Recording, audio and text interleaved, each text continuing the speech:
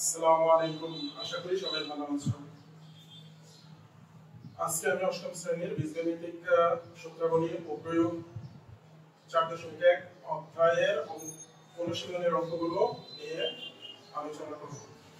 প্রথম ক্লাসে আমি তোমাদেরকে বীজগণিতিক সূত্রাবলী অর্থাৎ বর্গের সূত্র এবং অনুসিদ্ধান্তগুলো দেখিয়েছিলাম। এগুলো যদি ভালো করে মুখস্থ পারো তাহলে তোমরা এখন অঙ্কগুলো খুব সহজে করতে পারবে। তাহলে আমি এখন অনুশীলনীর 1 নম্বর অঙ্কটা করতেছি, সবাই মনোযোগ দিয়ে লক্ষ্য করো। 1 নম্বর অঙ্কের মধ্যে আমাদের দেয়া আছে 1 এর ক নাম্বার 5 এ প্লাসের 7b, 5 এ প্লাসের 7b এর বর্গ। তাহলে এর বর্গ আমরা বুঝবো যে 5 এ প্লাসের 7b হোল স্কয়ার। তাহলে এই অঙ্কটা করতে হলে আমাদের এখানে কোন সূত্রটা ব্যবহার করতে হবে? বর্গের যে প্রথম সূত্রটা আছে, প্রথম সূত্রটা কি আমরা ডান পাশে লিখি a + b হোল স্কয়ার সমান a স্কয়ার প্লাসের 2ab প্লাসের b স্কয়ার। তাহলে আমরা এখানে যে সূত্রটা লিখলাম এই সূত্রটা আমাদের এখানে ব্যবহার করতে হবে। তাহলে কিভাবে ব্যবহার করব? 5 এ এই 5a টাকে আমরা ধরব a এবং 7b টাকে আমরা ধরব b। তাহলে ওই অনুযায়ী আমাদের সূত্র অনুযায়ী আসবে a স্কয়ার। এখানে a টাকে আমরা কি ধরলাম 5a, তাহলে এটার উপরে পুরোটা স্কয়ার দিতে হবে প্লাস 2ab। তাহলে 5a টাকে আমরা ধরছি a, ছোট করে নিচে a লিখলাম, ছোট করে নিচে b লিখলাম, অর্থাৎ 5a টাকে পুরোটাকে a ধরছি, 7b পুরোটাকে b ধরছি। তাহলে ওই অনুযায়ী সূত্র অনুযায়ী আসবে 2, এটা হবে কি? এটা হবে 5a, b হবে 7b প্লাস এর সূত্র অনুযায়ী b স্কয়ার। তাহলে b টা হলো 7b, তাহলে এখানে পুরোটা হোল স্কয়ার। তাহলে এখন আমাদের করতে হবে 5a হোল স্কয়ার, মানে কি 5 এর উপরে স্কয়ার আছে, a এর উপরে স্কয়ার আছে। প্রথম অঙ্ক যেহেতু আমি ভেঙে করে দিয়েছি, 5 এর উপরে স্কয়ার আসবে, a এর উপরে স্কয়ার আসবে, প্লাস এর 5 আর 2 গুণ করলে কত? 10, 10 আর 7 গুণ করলে কত? 70। মানে 70 a আর b গুণ করে আছে, তাহলে a b প্লাস এর 7 এর উপরে স্কয়ার, b এর উপরে স্কয়ার। তাহলে 5 স্কয়ার এর মান আমরা জানি 25a স্কয়ার প্লাস এর 70ab প্লাস এর 7 স্কয়ার এর মান আমরা জানি 49b স্কয়ার। তাহলে এটাই आंसर হয়ে যাবে। তাহলে আমাদের অবশ্যই এখানে সূত্র ব্যবহার করতে হবে, প্রত্যেকটাকে হয় একটাকে a এবং অপরটাকে b ধরে আমাদের পুরো অঙ্কটা a + b হোল স্কয়ারের সূত্রের মধ্যে মেলে অঙ্কটা করে ফেলতে হবে। একই রকম আমি আরেকটা অঙ্ক দেখাচ্ছি। যেমন কোন নাম্বার অঙ্কের মধ্যে দেয়া আছে x³ + xy।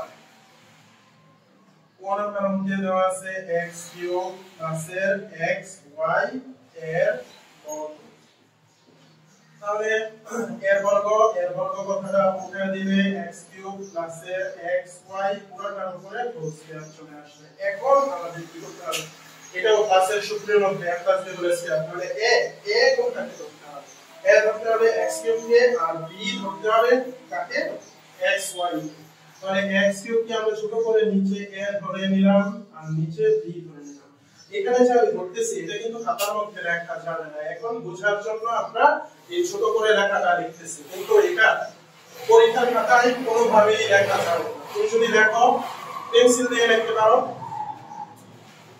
পরে এটা মুছে দিতে পারো, কিন্তু এটা এখন তোমার শেখার জন্য আমি লিখতেছি, কোনোভাবেই এটা খাতায় লেখা যাবে না। তাহলে x³ কে আমি a লিখলাম, xy কে b লিখলাম, মানে ধরে নিলাম, এটা খাতায় লেখা যাবে না। তাইলে আমরা এখন কি করতে পারি? আমরা এখন করতে পারি সূত্র অনুযায়ী এটা কি x³, তাহলে সূত্র অনুযায়ী হবে x³ হোল স্কয়ার প্লাস এর সূত্র অনুযায়ী আসবে 2, এটা কি? এটা হবে x³ আর b হবে xy প্লাস এর এখানে b হলো xy, b স্কয়ার হবে কি xy হোল স্কয়ার। তাহলে এখন এখানে আমাদের আসছে যে x³ হোল স্কয়ার। যদি পাওয়ারের উপরে পাওয়ার থাকে তাহলে আমাদের কি করতে হবে? পাওয়ারের উপরে পাওয়ার থাকলে অবশ্যই আমাদের মনে রাখতে হবে যে পাওয়ারে গুণ হবে। অথবা আমরা এটা জানবো যে সাধারণত a স্কয়ার যদি লেখা হয় a স্কয়ার মানে কি a স্কয়ার মানে হলো দুইটা a গুণাকারে আছে।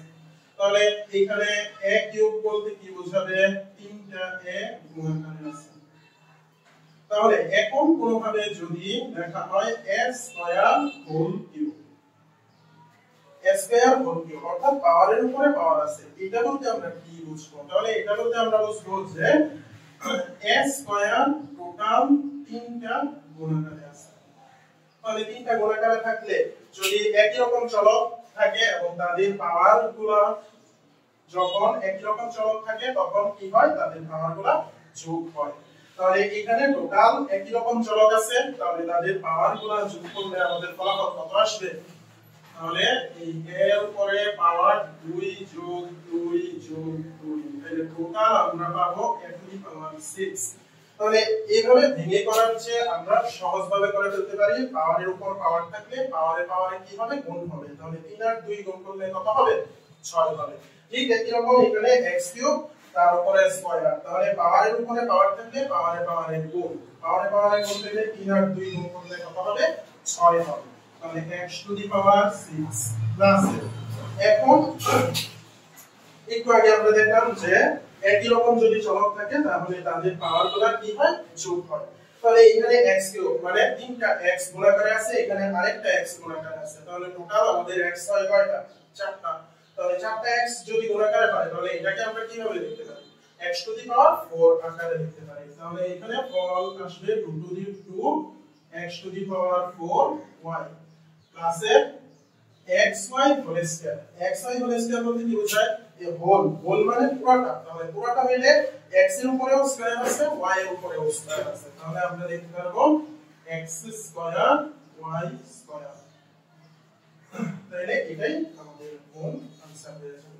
আশা করি সবাই বুঝতে পারছো। আমরা এইখানে প্রথম সূত্রটা দিয়ে যে সকল অঙ্ক আছে, অনুশীলনীর মধ্যে আরো অনেকগুলো অঙ্ক আছে, তোমরা ওইগুলা আশা করি করতে পারবে। এখন যদি না পারো তাহলে কমেন্ট করে জানাবে, আমি ইনশাআল্লাহ তোমাদেরকে বুঝিয়ে দিব। আজকে এই পর্যন্ত, সবাই ভালো থাকো, সুস্থ থাকো, আল্লাহ হাফেজ।